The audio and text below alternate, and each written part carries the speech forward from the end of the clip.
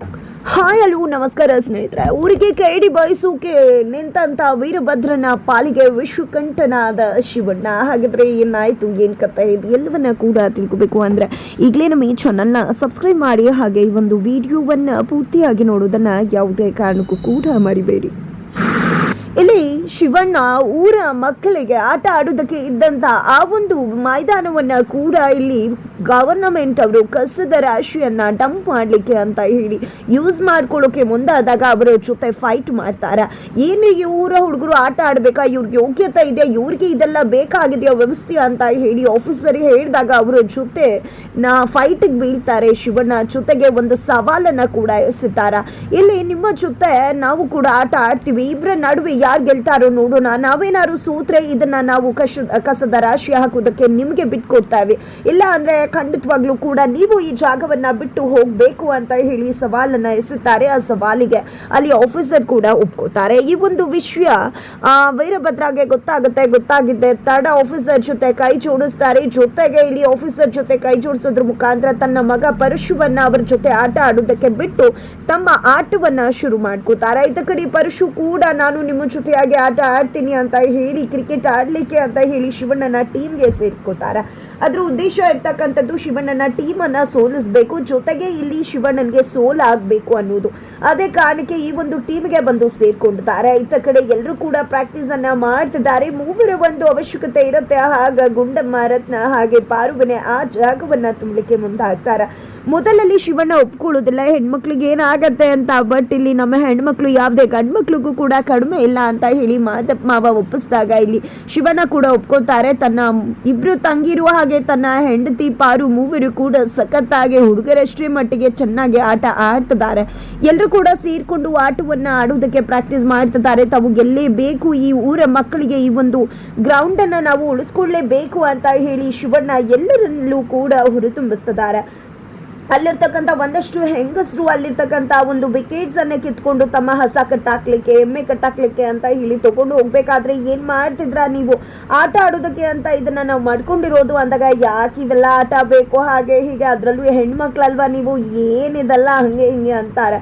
ಆಗ ಶಿವಣ್ಣ ಎಲ್ಲರೂ ಕೂಡ ಸೇರ್ಕೊಂಡು ಅವರಿಗೆ ಕಣ್ ತರಿಸ್ತಾರೆ. ಹೆಣ್ಮಕ್ಳು ಅಂದ್ರೆ ಏನ್ ಸಾಮಾನ್ಯ ಅನ್ಕೊಂಡಿದ್ರ, ನೀವು ಈ ರೀತಿಯಾಗೆಲ್ಲ ಹೇಳ್ತಾ ಇದ್ರ ಅಲ್ವಾ, ಇವತ್ತು ಈ ರೀತಿಯಾಗಿ ಸಾಧನೆ ಮಾಡಿರ್ತಕ್ಕಂಥ ಹೆಣ್ಮಕ್ಳಿಗೂ ಅವ್ರ ಮನೆಯವ್ರು ಹೇಳಿದ ಅವರು ಅಂತ ಸಾಧನೆ ಮಾಡ್ಲಿಕ್ಕೆ ಆಗ್ತದ. ಇವತ್ತು ರಾಷ್ಟ್ರಪತಿ ಆಗಿರ್ತಕ್ಕಂಥ ದ್ರೌಪದಿ ಮುರ್ಮು ನಮ್ಮ ರೀತಿನೇ ಹೆಣ್ಮಗಳು, ಅವರ ಮನೆಯವ್ರು ಏನಾದ್ರೂ ಈ ರೀತಿ ಯಾಕೆ ನಿಮಗ್ ಬೇಕು, ನೀವೇ ಹೆಣ್ಮಕ್ಳು ಮೂಲೆಯಲ್ಲಿರ್ಬೇಕು, ಮನೆ ಒಳಗಡೆ ಮನೆ ಕೆಲಸ ಮಾಡ್ಕೊಂಡು ಬಿದ್ದಿರ್ಬೇಕು ಅಂತಿದ್ರೆ ಇವತ್ತು ನಮ್ಮ ಇಡೀ ದೇಶಕ್ಕೆ ಪ್ರಥಮ ಪ್ರಜೆ ಆಗಿರ್ತಾ ಇದ್ರ ಅಂತ ಹೇಳಿ ರತ್ನ ಹೇಳ್ತಾರೆ. ಜೊತೆಗೆ ಸಾಲು ಮರದ ತಿಮ್ಮಕ್ಕ ಎಂತ ಸಾಧನೆ ಮಾಡಿದ್ದಾರೆ, ಎಷ್ಟು ಸಾವಿರ ಮರಗಳನ್ನ ನೆಟ್ಟೋದ್ರ ಮುಖಾಂತರ ಅವರ ಪಾಠವನ್ನೇ ಫಾರಿನ್ ಅಲ್ಲಿ ಸೇರಿಸಲಾಗಿದೆ.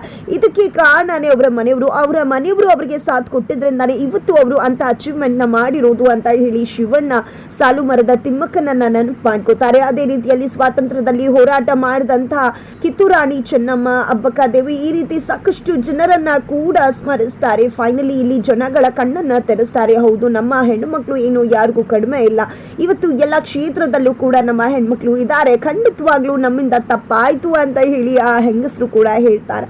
ಫೈನಲಿ ಅವರ ಪ್ರಾಕ್ಟೀಸ್ ಸೆಷನ್ ನಡೀತಾ ಇರತ್ತೆ. ಇತ್ತ ಕಡೆ ವೀರಭದ್ರ ಪರಶುಗೆ ಕಾಲ್ ಮಾಡ್ತಾರೆ, ಏನಾಗ್ತದೆ ಅಲ್ಲಿ ಎಲ್ಲ ಕೂಡ ನಡೀತಾ ಇದೆ, ಹೇಗೆ ಪ್ರಾಕ್ಟೀಸ್ ಮಾಡ್ತಿದ್ದಾರೆ ಆಡ್ತಿದ್ದಾರೆ ಅಂತಿದ್ದಾಗ, ಅಯ್ಯೋ ಇಲ್ಲಿ ಪಾರು ಇದ್ದಾಳಲ್ವಾ, ಎಲ್ಲವನ್ನ ಕೂಡ ವಿಡಿಯೋದಲ್ಲಿ ತೋರಿಸೋದ್ರ ಮುಖಾಂತರ ಎಲ್ಲ ಕ್ಲಾಸ್ ಅನ್ನ ಕೂಡ ಟ್ರೈನಿಂಗ್ ಅನ್ನ ತಗೋತಿದ್ದಾಳೆ.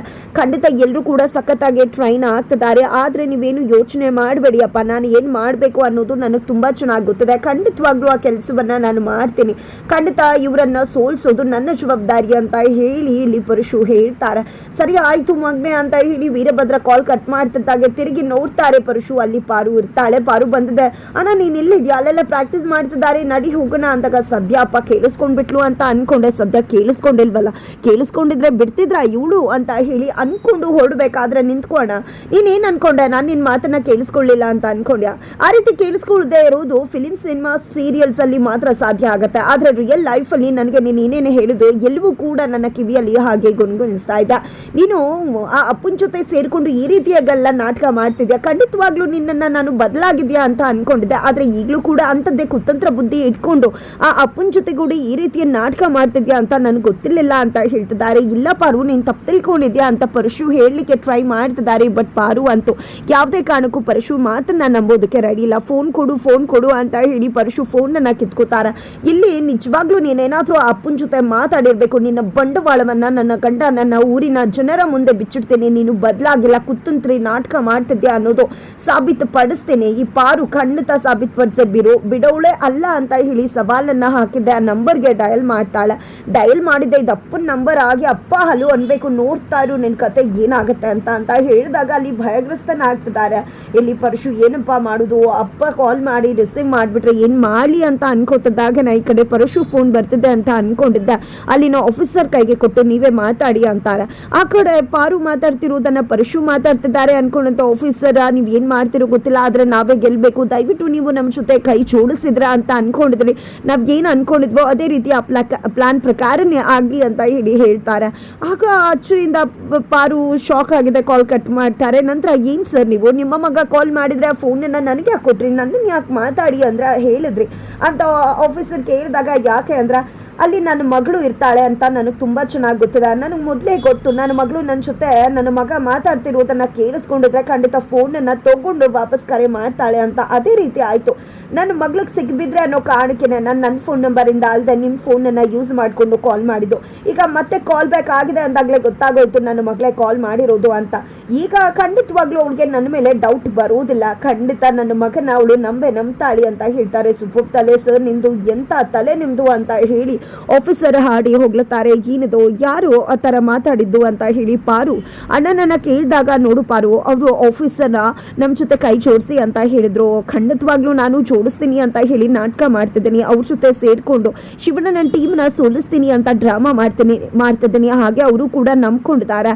ಅವರನ್ನ ನಂಬಿಸಿ ನಾನು ಶಿವಣ್ಣನ ಗೆಲ್ಲಿಸ್ಬೇಕು ಅನ್ನೋದು ನನ್ನ ಉದ್ದೇಶ. ಅದೇ ನೀನೇ ತಪ್ಪು ತಿಳ್ಕೊಂಡ್ಬಿಟ್ಟೆ ಅಂದಾಗ ದಯವಿಟ್ಟು ಕ್ಷಮಿಸ್ಬಿಡೋಣ. ನೀನು ಅಪ್ಪನ ಜೊತೆ ಸೇರ್ಕೊಂಡು ಎಲ್ಲಿ ಮತ್ತೆ ಹಾಳಾಗ್ಬಿಡ್ತಿದ್ಯೋ ಅದೇ ಕಾರಣಕ್ಕೆ ನಾನು ಬೆಚ್ಚಿಬಿದ್ದು ಈ ರೀತಿ ಮಾತಾಡ್ಬಿಟ್ಟೆ, ದಯವಿಟ್ಟು ಕ್ಷಮಿಸ್ಬಿಡುವಣ ಅಂತ ಹೇಳಿ ಪಾರು ನಂಬ್ಕೊಂಡ್ಬಿಡ್ತಾಳೆ ಅಣ್ಣನ. ಈ ಕಡೆ ಪರಶು ಅಂತೂ ಸದ್ಯ ಅಪ್ಪ ಸಖತ್ತಾಗೆ ಪ್ಲಾನ್ ಮಾಡಿದ್ರು, ಖಂಡಿತ ಈ ಪಾರು ಕೈಗೆ ಸಿಕ್ಬಿದ್ದಿದ್ರೆ ಖಂಡಿತ ನನ್ನ ಬಂಡವಾಳ ಆಚೆ ಬರ್ತಿತ್ತು ಅಂತ ಅನ್ಕೋತಾರೆ. ಫೈನಲ್ ಡೇ ಬಂದದ. ಆ ಕಡೆಯಿಂದ ಆಫೀಸರ್ ಕಡೆಯಿಂದ ಕೂಡ ಸಾಕಷ್ಟು ಮಂದಿ ಟ್ರೈನ್ಡ್ ಆಗಿರ್ತಕ್ಕಂಥವ್ರು ಕ್ರಿಕೆಟ್ ಆಡೋದಕ್ಕೆ ಅಂತ ಹೇಳಿ ಒಂದು ಟೀಮೇ ಬಂದದ. ಈ ಕಡೆ ಶಿವಣ್ಣನ ಟೀಮ್, ಇಬ್ಬರ ಟೀಮ್ ಕೂಡ ಅಲ್ಲಿ ಆಟ ಆಡ್ತಿದ್ದಾರೆ. ಇತ್ತ ಕಡೆ ವೀರಭದ್ರ ಅಲ್ಲೇ ತನ್ನ ಮಗಂಗೆ ಸನ್ನೆ ಮಾಡೋದ್ರ ಮುಖಾಂತರ ಶಿವಣ್ಣನನ್ನ ಸೋಲ್ಸು ಅಂತ ಹೇಳಿ ವೀರಭದ್ರ ಹೇಳ್ತಿದ್ದಾರೆ. ಫೈನಲಿ ಇಲ್ಲಿ ಶಿವಣ್ಣನನ್ನ ಸೋಲ್ಸುವುದಕ್ಕೆ ಹೊಂಚ ಹಾಕಿ ಸಂಚು ಮಾಡಿರ್ತಕ್ಕಂಥ ಪರಶು ಮುಂದಾಗ್ತಾ ಇದ್ರೆ ಅಲ್ಲಿ ಶಿವಣ್ಣನನ್ನ ಗೆಲ್ಸೋದಕ್ಕೆ ಮೂವರು ಸ್ತ್ರೀಯರೇ ಇದ್ದಾರೆ. ಅವರು ಮೂವರೇ ಸಾಕು ಶಿವಣ್ಣನಿಗೆ ಜಯವನ್ನ ಕೊಡಿಸೋದಕ್ಕೆ. ಫೈನಲಿ ಇಲ್ಲಿ ವೀರಭದ್ರನ ಆಟ ಏನು ಕೂಡ ನಡೆಯುವುದಿಲ್ಲ. ಶಿವಣ್ಣ ಜಯಬೇರಿಯನ್ನ ಬಾರಿಸೋದ್ರ ಮುಖಾಂತರ ಊರ ಮಂದಿಗೆ ದೇವರಾಗೋದ್ರ ಮುಖಾಂತರ ಇಲ್ಲಿ ವೀರಭದ್ರನ ಪಾಲಿಗೆ ನಿಜಕ್ಕೂ ಕೂಡ ವಿಷುಕಂಠರಾಗ್ತಿದ್ದಾರೆ. ಹಾಗಾದ್ರೆ ಮುಂದೇನಾಗತ್ತೆ ಅನ್ನೋದನ್ನ ತಿಳ್ಕೋಬೇಕು ಅಂದ್ರೆ ಮುಂದಿನ ವಿಡಿಯೋಗೆ ವೇಟ್ ಮಾಡುವುದನ್ನ ಮರಿ.